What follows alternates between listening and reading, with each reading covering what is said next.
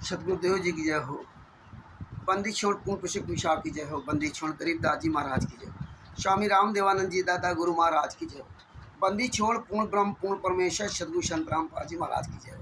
परमात्मा छवि प्यारी आत्मा को कानपुर से रामचंद्र दास के सच्चाई भगत भाइयों, ये ज्ञान अमृत एवं षड्यंत्र का विस्नाव पुस्तक है। इसमें संत रामपाल जी महाराज के सभी केसों का जजमेंट दिया हुआ है। इसमें छुड़ानी दाम कांड से लेकर बरवाला कांड तक पूरा एक एक काला चिट्ठा इसमें प्रमाण से दिया हुआ। परमात्मा ने संत रामपाल जी महाराज ने बिहार के सीनियर एडवोकेट सदभूषण जी के द्वारा ये पुस्तक लिखवाई है। उनका मोबाइल नंबर है 9931592093। आप उनसे ये पुस्तक प्राप्त कर सकते हैं बाई पोस्ट। आप मंगवाइए। ये पूरे वर्ल्ड में पुस्तक जारी है, PDF के द्वारा, पुस्तक के द्वारा। नेपाल में भी परमात्मा ने बहुत गजब की दया करी है। और अभी जो परमात्मा ने समागम करवाया था 28 ये मई में जून में, सॉरी 28 जो जुलाई, हाँ अभी जो महीना जो बीता है उसमें करवाया था। उसमें लगभग 60-70 आत्माएँ आई थी और नेपाल से बहुत आत्माएँ थी। नेपाल में कम से कम 60-70 पुस्तकें, लोग 70-80 पुस्तक लेकर के वहाँ गए। एक भगत जी ने तो 50 पुस्तकें मंगवाई और बाद बाकी जो भगत जी आए थे कोई 10 कोई 5 पुस्तक इस तरह से ले गए। तो नेपाल में भी परमात्मा ने खूब धूम मचवा दी, पुस्तकें पहुँचवा दी और पूरे भारत में तो ये पुस्तक जा ही रही है। संत रामपाल जी महाराज सभी केसों का जजमेंट पड़ी है और पवन ठग, संजय ठग जैसे कुकर्मियों का, राक्षसों का भी इसमें पूरा काला चिट्ठा दे दिया। इसीलिए अब ये राष्ट्रीय सभा सेवा संत गुंडे, मुनिंदर धर्माष्ट्र गुंडे, जितने भी गुंडे थे, पवन ठग, संजय ठग, ये सब हरामजादे अपनी अपनी रास्ता अलग अलग अख्तियार करके चोरों की तरह छुप गए। करण ठग, बुद्धा चोर फाउंडेशन, पता नहीं कितने लोग आए और कितने लोग चले गए, आज पता नहीं। बहुत से पढ़े लिखे लोग जो सच के साथ चले थे आज मैनेजमेंट के साथ चले गए। तो भगत भाइयों, अब आता हूँ, इस पुस्तक को मंगाइए, पढ़िए। अब आता हूँ मेन टॉपिक पर। जो कल पार्ट 1 बनाया था, आज पार्ट 2 बनाने जा रहा हूँ। जो वो अपने केस के बारे में जो हमारे ऊपर पंजाब के मलोट का एकता नगर का नामदान संचालक सुभाष चंद्र, पंजाब का नरेश दास स्टेट ऑडिटर, नरेश कौशिक और दीपक इकंजा, जो सतलोक आश्रम धुरी और सतलोक आश्रम खुमानो चला रहे हैं। इन गुंडों ने मिल करके मेरे खिलाफ, और 4 लोग पंजाब के, 1 लोग गंगानगर के गोपीराम, इनके खिलाफ FIR सितंबर 2017 में FIR नंबर 153/2017 इन्होंने फर्जी FIR करवाई कि मेरे घर में सत्संग हो रहा था, इस सुभाष चंद्र ने।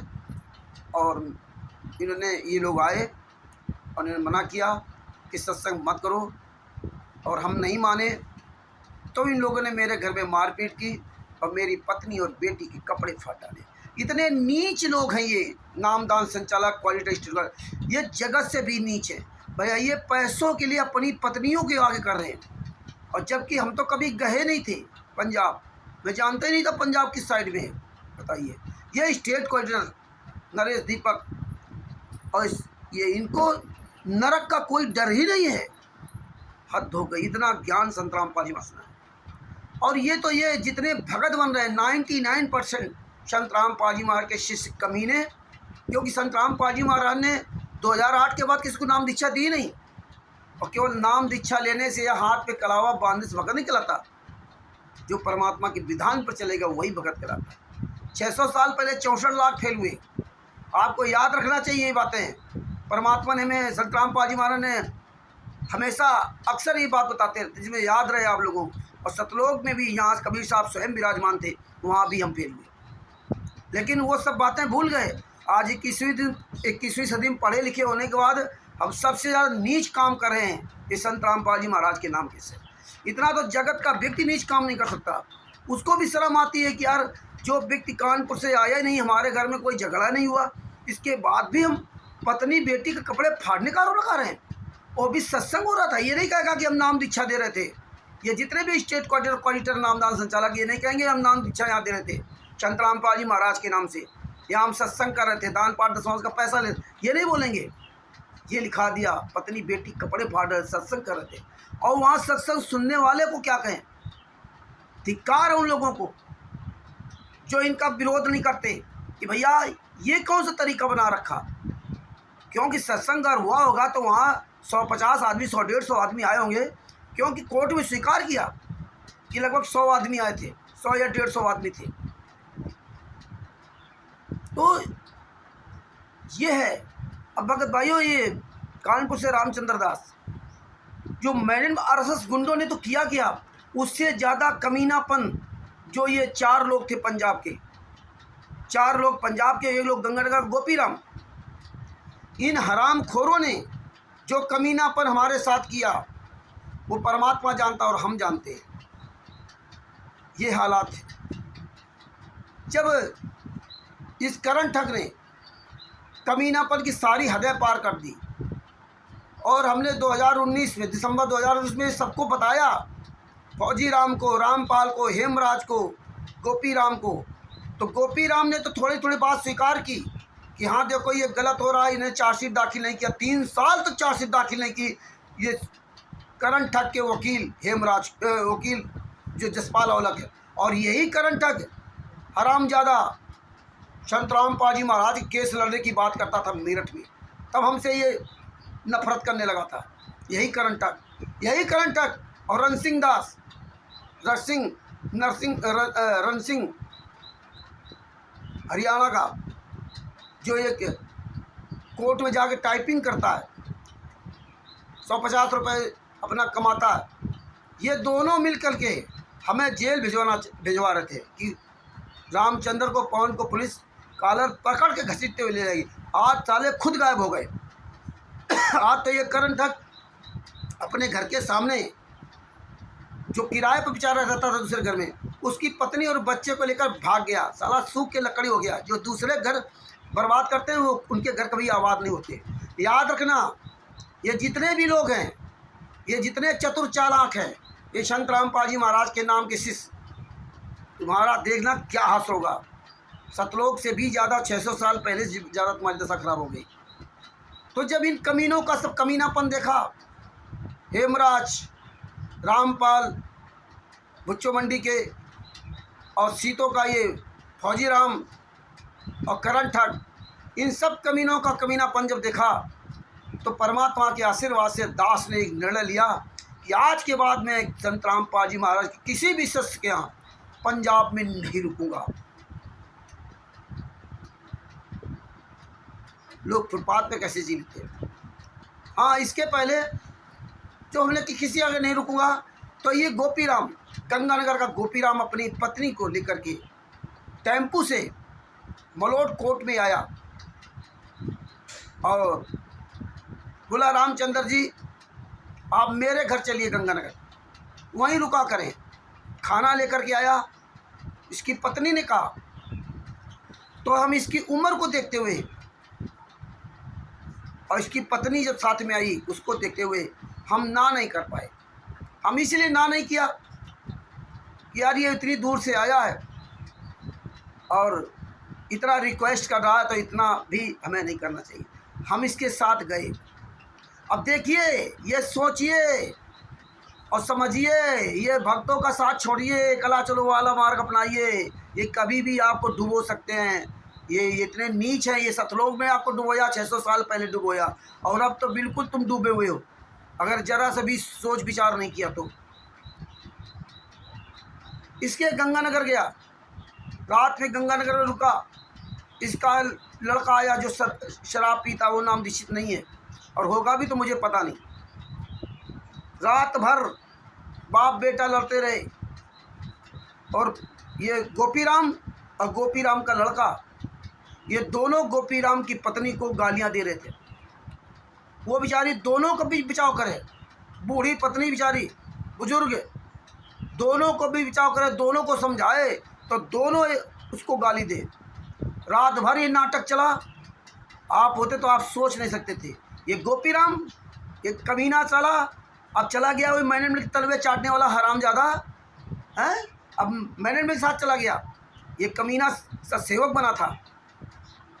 ये रात में 2-3 बार भागा कपड़े लेकर के, मैं जा रहा हूँ, ट्रेन से कट जाऊँगा, ये कर दूँगा, वो कर दूँगा। मैं बोल नहीं सका तीनों के बीच में, क्या बोलूँ इनकी व्यक्तिगत लड़ाई में, मुझे तो कुछ पता नहीं। आपस में लड़ झगड़ रहे, पूरी रात भर ये नाटक किया। और जब ये भाग जाए, कपड़ा लेकर के ट्रेन से कट जाऊँगा, मर जाऊँगा, ये गोपीराम, ये साला गोपीराम जहाँ भी रहेगा वहाँ सत्यानाश करेगा। और ये सब परेशान रहेंगे, ये ज़िंदगी भर ये परेशान रहेंगे, और इसकी स्थिति बहुत ख़राब है। लेकिन ये क्या करे, ये सब चोर ठग बेईमान है। ये चाहे फौजी राम हो चाहे कोई भी हो, ये फौजी राम, अरे अपने दिल से पूछो किसका किसका पैसा खाए बैठा हुआ, और अपने आप को बहुत बड़ा वो सत्यवादी हरिश्चंद्र बनता है, बहुत बड़ा चतुर चालाक बनता है। वो थोड़ा रुड़की के प्रदीप जी ने इसको मेडिकल होम्योपैथिक आयुर्वेदिक जो भी है सब करना सिखा दिया, योगा वगैरह, तो उससे अपना अब इसके अंदर बहुत बड़ा नशा है। ये हालात है, ये भगत नहीं है, ये राक्षस है। ये देखने में केवल भगत नज़र आते हैं। ये रामपाल कह रहा था अगर ज़रूरत हो तो भंडारा ले लो रामचंद्र जी। ये बोलने की तमीज़, इनको बोलने की तमीज़ नहीं है। ज़रूरत हो तो भंडारा ले ले, तुम्हारे जैसे भंडारे की मुझे ज़रूरत नहीं है। मैंने बहुत कुछ भोगा है पंजाब में। अब फिर अपने टॉपिक लौट के आता हूँ गोपी राम पर। तो जब ये भाग जाए रात में गोपी राम, तो हम उसकी पत्नी थी वहाँ पे भगतमती जी, उनसे कहें कि भगतमती जी ये ऐसा तो नहीं कहीं कोई गड़बड़ हो जाए, ये जा रहा वहाँ। उन्होंने कहा कि इसका हमेशा का नाटक है रामचंद्र जी, ये कहीं नहीं मरेगा, ये गोपी राम ही बहुत कमीना आदमी, ये कहीं नहीं मरेगा, फिर लौट के आएगा। ये साला जहाँ रहा अपनी जवानी भर इसने आग मुती, इसने रेलवे विभाग में जहाँ सत्यानाश किया, इसने अपने वंश को सत्यानाश कर लिया। इसका एक लड़का शायद मर भी गया था, और ये शराबी है। इस कमीने ने अपने वंश को नाश कर लिया। इतना ये नीच आदमी गोपी राम, गंगानगर का रहने वाला। इसके बाद इस कमीने ने रात भर इनका झगड़ा हुआ। ये 4 बजे रात में टेम्पू में सामान भरा अपने, और वहाँ से निकला, लगभग 2:30-3 बजे रात को निकला हुआ। कहीं इसको फ़ोन कर रहा, कहीं इसको फ़ोन कर रहा, कहीं इसके वहाँ जा रहा, कहूँ रात में यहाँ चक्कर काटता रहा। फिर किसी का घर बन रहा था, उसके घर पहुँचा। पहले उसके घर जाकर उसके चाबी लिया, फिर जहाँ वो घर बन रहा था वहाँ गया, वहाँ इसे सारा सामान रखा टेम्पू का। तब तक लगभग सुबेरा हो गया, और रखने के बाद फिर वहाँ से चला टेम्पू से मुझे ले करके गंगानगर के वहाँ मलोट कोर्ट के लिए तारीख पर। ये दूसरी बार की बात है। ये पहली बार तो गए हैं कोई बात नहीं, ये दूसरी बार जब इसके यहाँ डायरेक्ट में गया हूँ तब की बात बता रहा हूँ। तो पहले बताने में थोड़ी इनसे गलती हो गई। तो रास्ते में जैसे हम गंगानगर क्रॉस कर रहे थे, लगभग शायद 10-15 किलोमीटर निकले होंगे, और वहाँ से मलोट जो है 80 या 85 किलोमीटर के आसपास होगा। गोपी राम ने अपनी कहानी शुरू कर दी। रामचंद्र जी देखो ये है, रामचंद्र जी देखो वो है, लड़का भी है, वो पत्नी भी है, वो। हम इसकी कहानी सुनते रहे, हाँ हाँ करते रहे, और कुछ बोला नहीं। जब बहुत इसने कहा कि देखो रामचंद्र जी, पत्नी को मेरा सपोर्ट करना चाहिए, तो पत्नी ने भी मेरा सपोर्ट नहीं किया, उसी लड़के का सपोर्ट करती रही। जब कई बार ये बात करता रहा तो हमने कहा, क्योंकि मैं वहाँ था, आंखों देखा, हमने तो सारी चीज़ें आंखों देखी, कानों से नहीं सामने, तो बोलना भी मेरा उचित था वहाँ पर। तो मैंने कहा गोपी राम जी, आपकी पत्नी क्या गलती थी? लड़े तो आप बाप बेटा थे, आप लड़े हो, आपका लड़का लड़ा, वो शराब पी करके आया, क्या पी करके आया, आपका रात भर झगड़ा होता है, आप गाली गलौज करते रहे, लड़का तुम्हें गाली देता रहा, तुम उसको गाली देते रहे, लड़का तुम्हारी तरफ मारने को दौड़ा, तुम उसको मारने दौड़ते थे। पत्नी तो बीच बचाव कर रही थी, पत्नी तो दोनों को समझा रही थी, लेकिन आप दोनों मानने वाले नहीं थे। इतने कमीने हो तुम। वो तो लड़का था, मान लो, वो तो जगत से है, तुम तो भगत थे, तुम तो बहुत ही नीच आदमी हो। और इसने जब हमने कहा कि भाई उसकी पत्नी कहाँ गलती थी, पत्नी कहाँ गलती, भाई पत्नी तो आप दोनों को समझा रही थी। हम तो इस ऐसे बोला, इससे बड़े प्यार से बोला था। जो हमने बोला वो तो हम आपको अपनी भाषा में बता रहे हैं, लेकिन जब मैंने इससे बोला तो यही कहा, भाई यार पत्नी कहाँ गलती थी, आप दोनों लोग झगड़े, अब पत्नी तो दोनों का बीच बचाव कर रही थी, आप भी नहीं मान रहे थे, वो भी नहीं मान रहा था। और जैसे मैंने ये बात कही, ऐसे ही आग बबूला हो गया। ये काल का दूत गोपी राम हरामजादा दोगला साला कमीना आग बबूला हो गया। लो, तुम तो मेरी पत्नी का पक्ष करते हो, तुम तो मेरी पत्नी का पक्ष करते हो।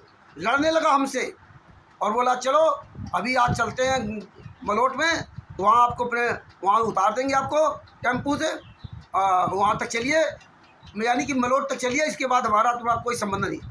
हमने कहा रोक गाड़ी है, ये रोक। मैंने गोपी राम से कहा भाई रोक गाड़ी है पे। वहीं गाड़ी रुकवाई और वहीं उतर गया अपने साथ चले। अपनी गाड़ी का रंगबाजी दिखाता, अरे तेरे जैसी गाड़ियाँ मेरे पास भी 3-3 4-4 गाड़ियाँ हैं। मैं भी अभी गाड़ी बेचता हूँ, अभी बेच दिया हूँ। ऑटो वगैरह सब मेरे पास भी है, ड्राइवर चलाते थे हमारे, तो वैन भी आज भी है।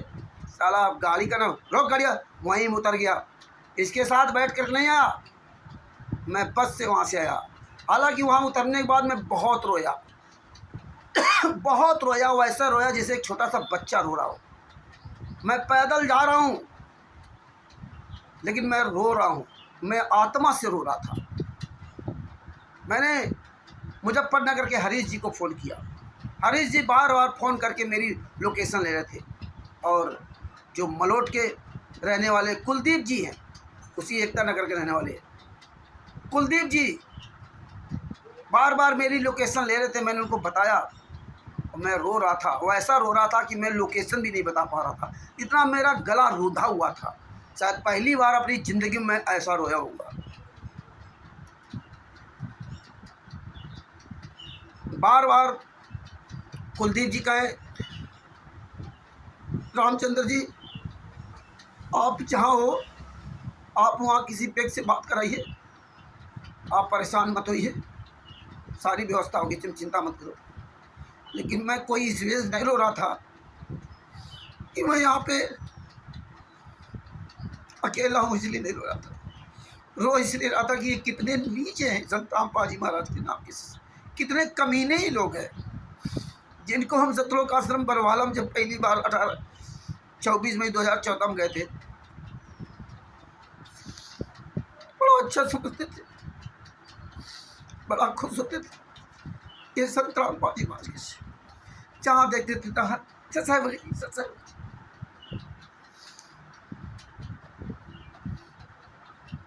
लेकिन शायद परमात्मा ने इसीलिए हमें पंजाब भेजा था।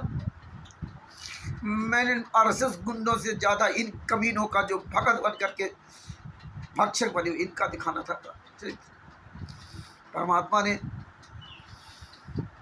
और मैं कोई तकलीफ नहीं थी, इसकी गाड़ी में बैठ के नहीं आया, बस पर बैठा मलोट में आया। मलोट में आने के बाद तारीख किया और तारीख कंटिन्यू चलती।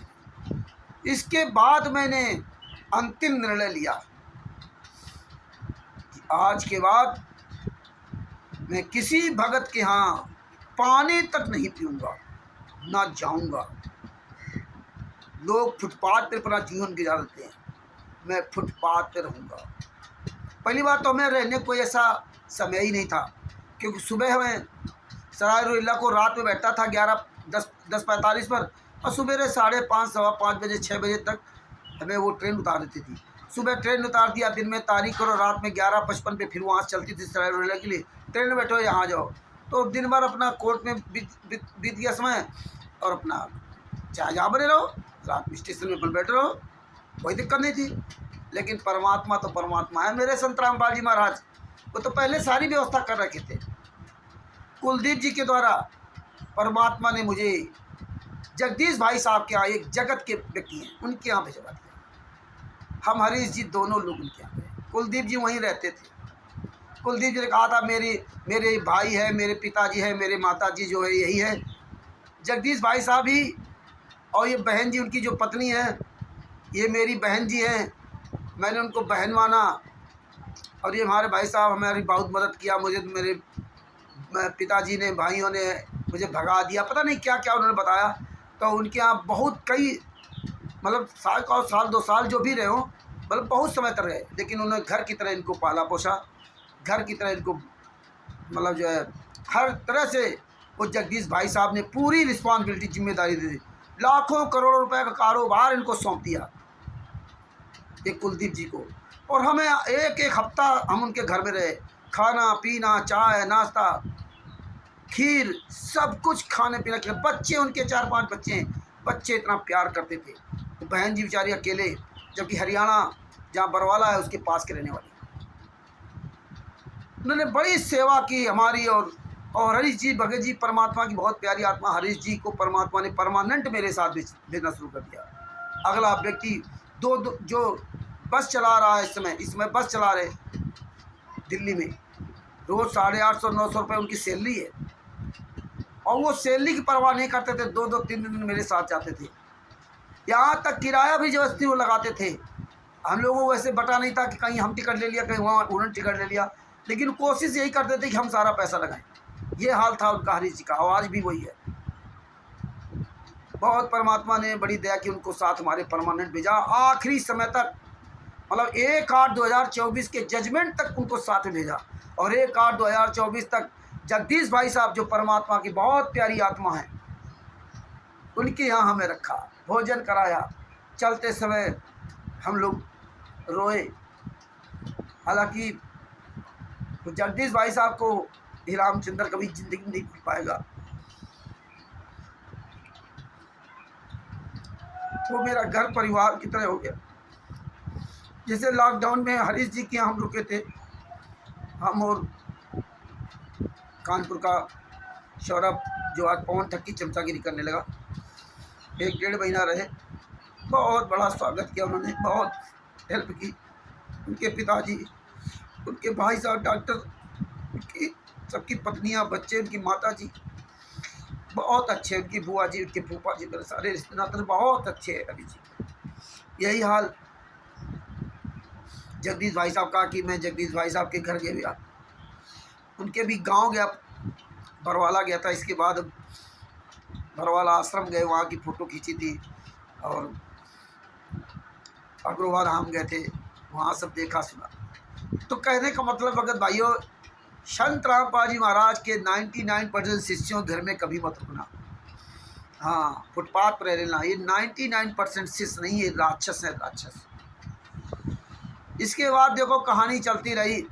ये गोपी राम इतना कमीना आदमी, मैंने उनकी तरफ तलवे चाटने लगा, और पहले भी यही करता था।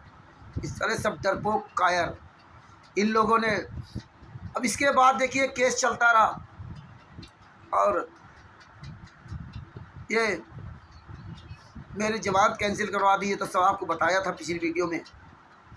और इसके बाद जज साहब ने आज के 1.5 साल पहले उन्होंने 3 महीने तक समझाया, जो पिछले वाले जज साहब थे। 3 महीने तक हम 6 लोगों को समझाया कि समझौता कर लो, इस पर कुछ रखा नहीं है, क्या फ़ायदा लड़ाई झगड़े में, छोड़ो जो हुआ सो। ये मैडम आरएसएस का गुंडा सुभाष चंद्र, ये भी राजी हो गया था।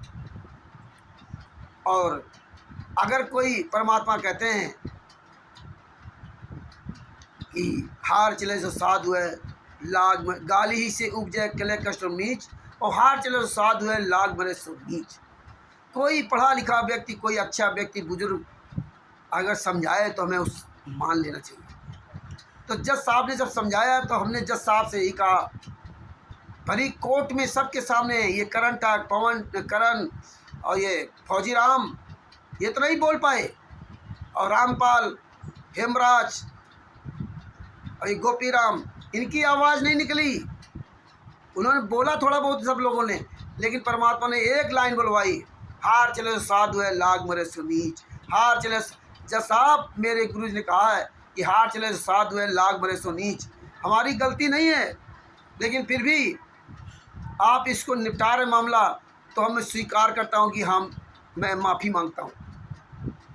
माफ़ी मांगने से कोई बड़ा नहीं, छोटा नहीं हो जाता। हमारे कबीर साहब ने कई बार माफ़ी मांगी। हमारे स्वामी सतगुरु संत रामपाल जी महाराज जब गांव-गांव में सत्संग करने जाते थे, लोग इनको पकड़ के मारते थे, कान पर करके उठा बैठक करवाते थे। बोल आज के बाद नहीं आऊँगा, नहीं आऊँगा, आज के बाद ही नहीं सुनाएगा, नहीं सुनाएंगे, नहीं सुनाएंगे, इस तरह से ना। और हमें तो जज साहब समझा रहे थे, और हम जज साहब ने, ये करण नहीं माना था, तो जज साहब ने कहा हम 5 लोगों से कि आप लोग समझौता कर लो, और यानी कि रामचंद्र, हेमराज, रामपाल और फौजीराम और गोपीराम, बोले आप 5 लोग समझौता कर दो, मैं आज ही निपटा दूंगा। करण बोला नहीं, मैं तो केस लड़ूंगा, मैं तो बाइज्जत बरी हूँगा। अरे भैया, जैसे आप 1.5-2 साल बाइज्जत बरी हो रहे, तो ऐसे आज भी बरी हो रहे, बाइज्जत बरी हो रहे, इसमें कौन सी दिक्कत हो गई? अगर कहीं ये केस चलने के बाद अगर गवाह गुजर गए, अगर सजा हो गई, तब क्या करोगे? तब क्या करोगे? अभी तो हम इसको निपटाए दे रहे हैं। इसने कहा मेरे पास ये सबूत, मेरे पास वो सबूत, मेरे पास वो सबूत। जब साहब ने कहा क्या क्या सबूत है, मेरे पास ये पर्चियाँ, मेरे पास वो पर्चियाँ। बोले उन पर्चियों कोई मात्र नहीं इस केस में, क्योंकि इस केस में तो आपको दिखाया है कि आप सुभाष चंद्र के घर में गए, फर्जी नामदान संचालक के यहाँ गए और आप सत्संग नहीं होने दिया, मारपीट किया।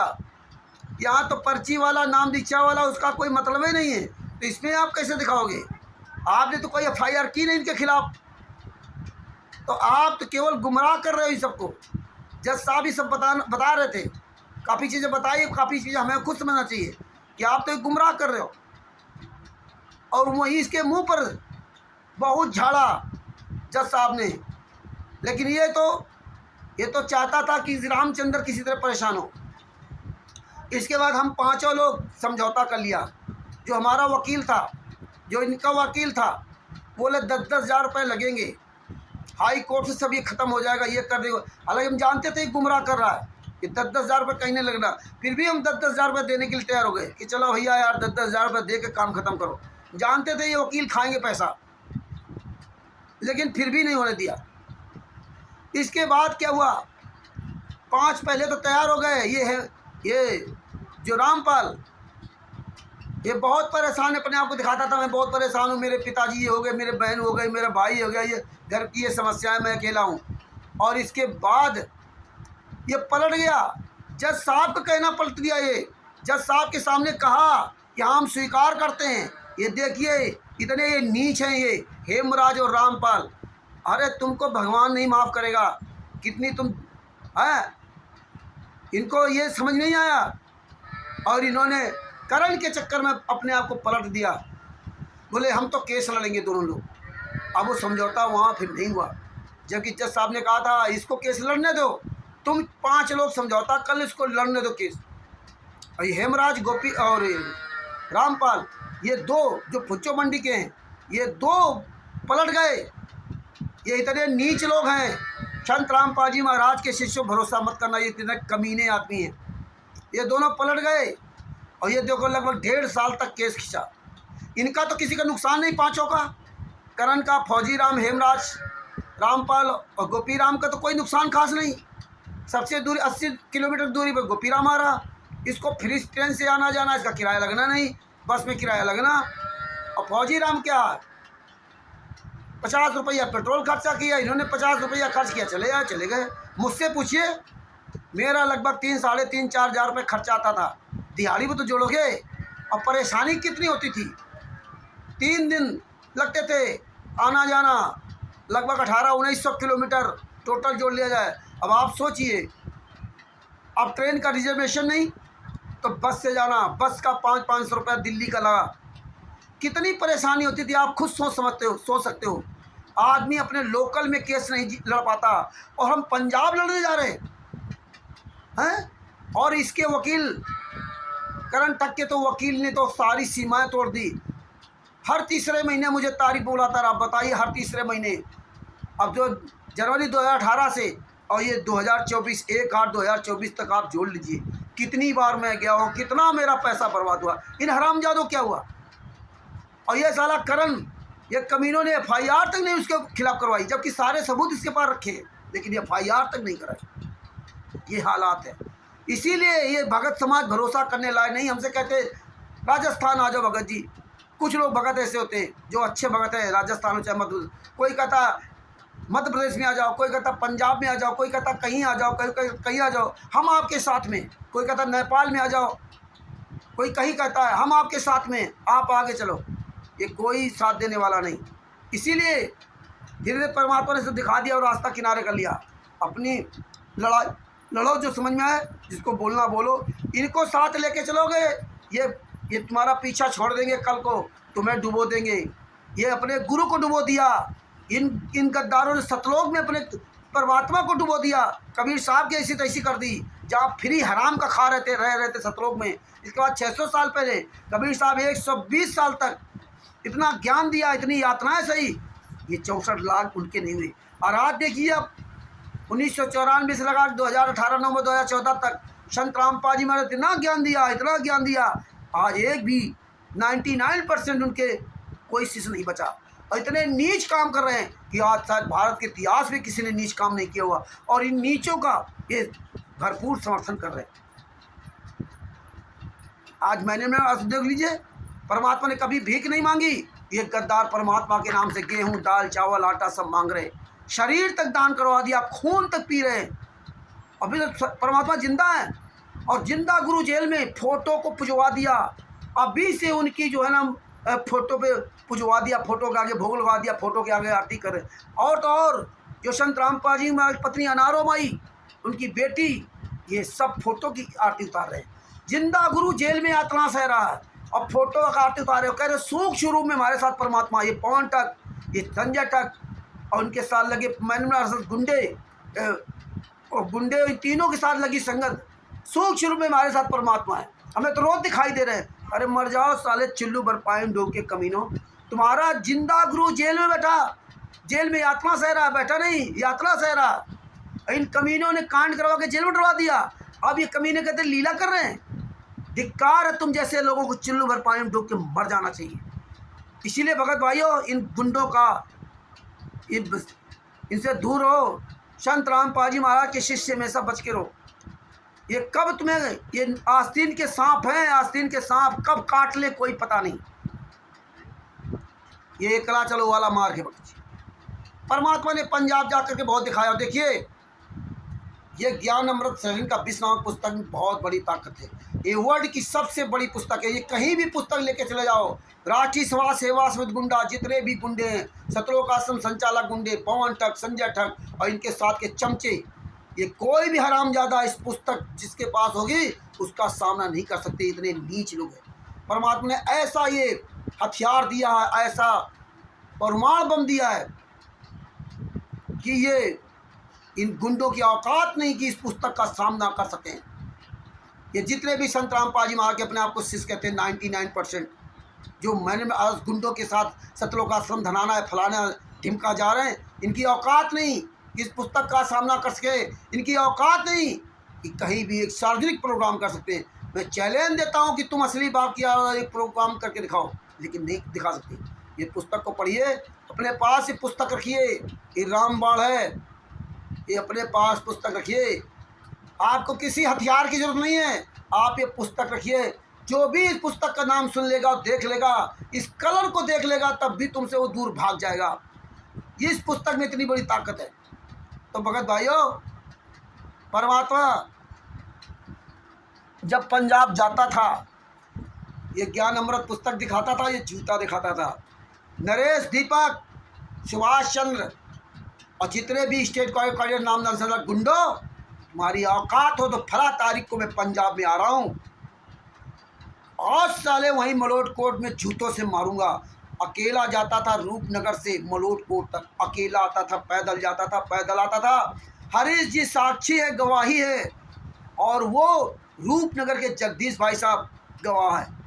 जगदीश भाई साहब हमेशा ये कहते थे, रामचंद्र जी चलो मैं आपको मोटरसाइकिल से छोड़ाता हूँ कोट। उनको नहीं भगत, चाहे पानी बरसे चाहे धूप तेज हो, उन्होंने हमेशा यही कहा कि रामचंद्र जी आपको मैं छोड़ाता हूँ और जब आप कोर्ट से फ्री हो जाएगा फ़ोन कर देना, मैं आपको ले आऊँगा। ऐसा हमारे साथ व्यवहार किया तो जगत के जगदीश भाई साहब, नाम भी उनका देखिए, जगत इस संसार के ईश्वर, संसार का पालन करने वाले जगदीश कि यहाँ परमात्मा ने मुझे बोला जगत ईश। अब आप सोचिए, बहुत बहुत सहनशील व्यक्ति हैं, क्या बताऊँ आपको।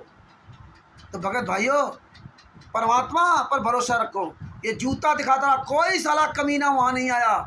इतने साल तक मैं अकेला भी जाता रहा, जब हरीश जी नहीं जाते थे तब भी मैं अकेला जाता रहा, लेकिन कोई कमीना हाथ नहीं लगा पाया। और वही पंजाब, तो वही गंगानगर गोपीराम का, जहाँ करंट तक गंगानगर गया था, वहाँ इसको गिरा गिरा के मारा गया था, खून से लथपथ था। और इसके साथ जो 4-5 थे वो कोई इनकी मदद नहीं कर पाए, बल्कि वीडियो बनाते रहे। और इसे पवन ठग मध्य प्रदेश में मारा गया और जयपुर में घर के अंदर घुस करके मारा गया, इसके कमीनापन के। संजय लुधियाना में इसको उतार के बेइज्जत किया गया, और जब बिहार गया था तो ट्रेन में इसको फावड़े से काटा गया था।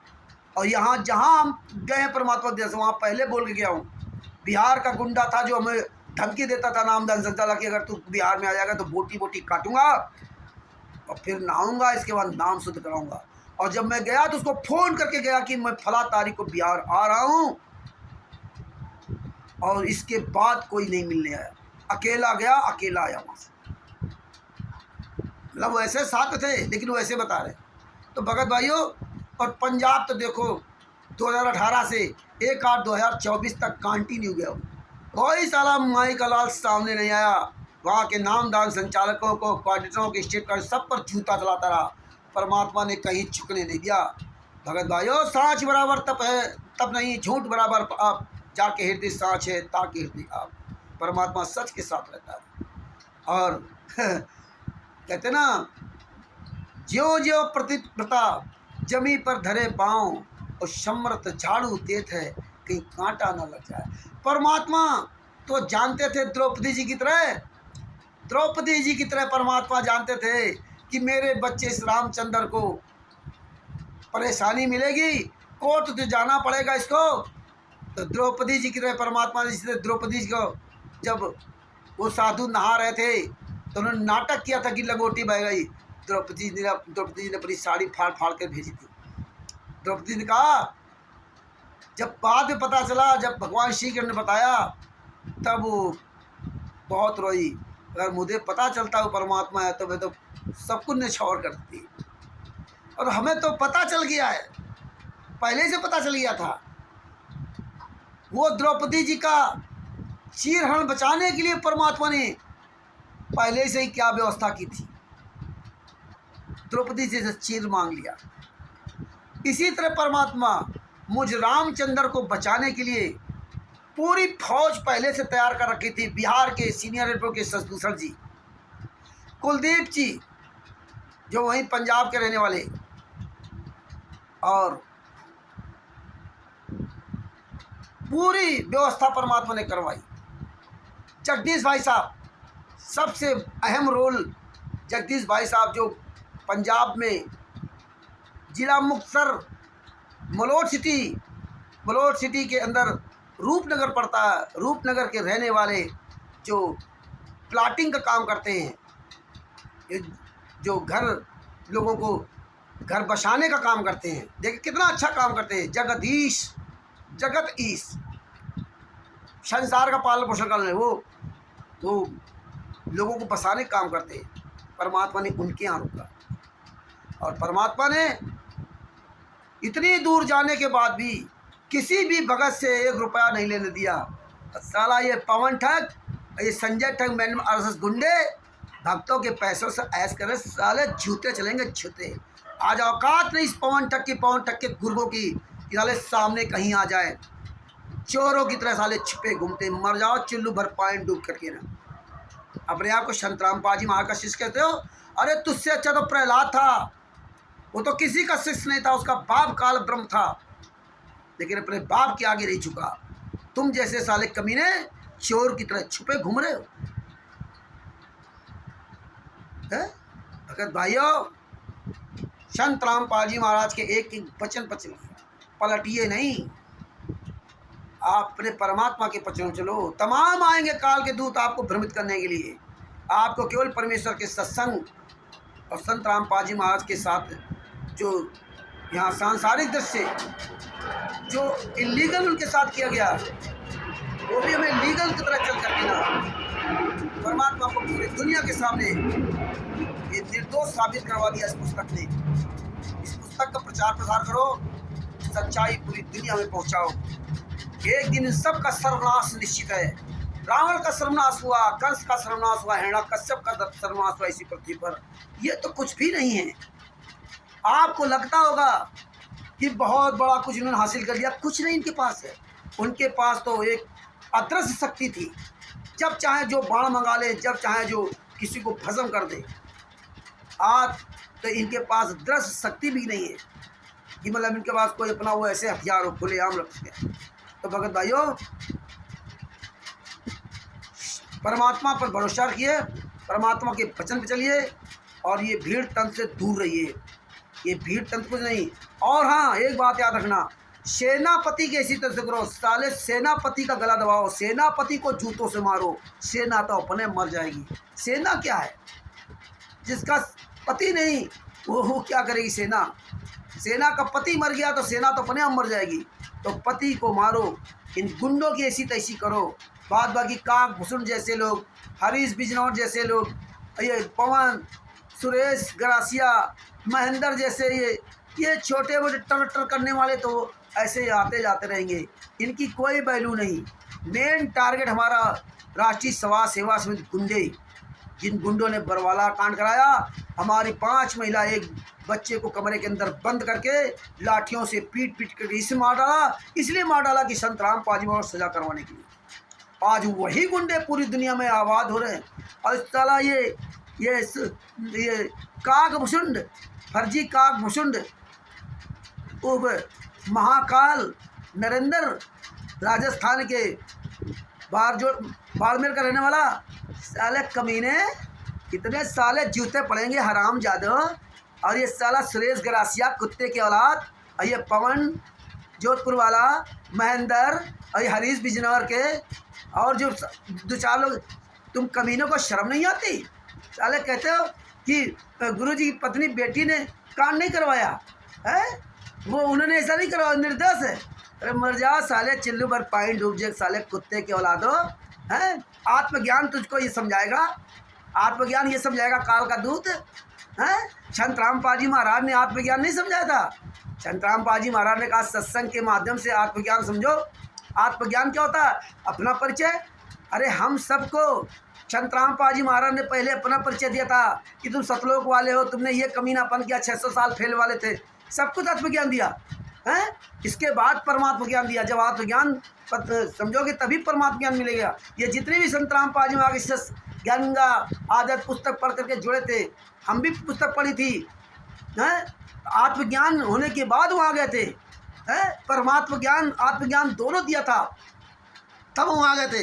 इन सालों कुत्तों को, हरामजादों को हैं। आज ये नरेंद्र काल का दूत फर्जी का घुसुंड आत्मज्ञान दे रहा।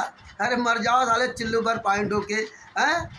कभी परमात्मा ने कहा नारी कहावे पीऊ की रहे और संग सोए, और सार रिश्ता मन में सोए, खसम खुशी कहाँ हो? कभी खसम खुशी कहाँ हो? कभी साले खुश नहीं रह पाओगे हराम करो हैं।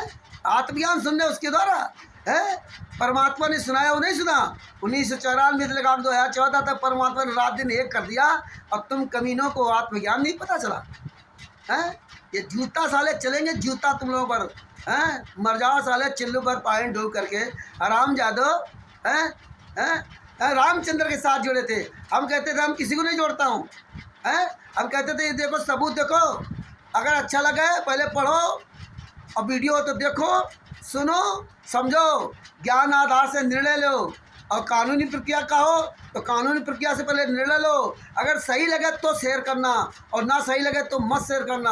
और शेयर करने के बाद आप स्वयं जिम्मेदार बनना कि हाँ ये बात सही, मैं जिम्मेदारी निभाता हूँ। तब तक साले कहते नहीं हाँ बिल्कुल सही रामचंद्र जी, मैं तो आपकी वीडियो जो देखता हूँ ज्ञान आधार से समझ करके तब शेयर करता हूँ, तब मानता हूँ। और आज साले क्या कहते हो हरामजादो सभी, सुरेश गरासिया, महेंद्र, पवन, हरीश बिजनौर, आज क्या कहते हैं रामचंद्र अपनी चलाते हैं। रामचंद्र को आत्मज्ञान नहीं, रामचंद्र को ये नहीं, रामचंद्र को वो नहीं, अपनी कमीने में साले जूता चलेंगे, जूता साले सामने आ जाओ, जूते साले मारूंगा कमीना, तुम्हारी औकात नहीं कहीं सामने आकर बात कर सको। इसलिए तुम हरामजादों ने पहले निश्चय किया कि हाँ आएंगे बिहार में हैं 28 जुलाई को। इसके बाद कमीने पलट गए हैं 28 जून को, सॉरी, इसके बाद पलट गए।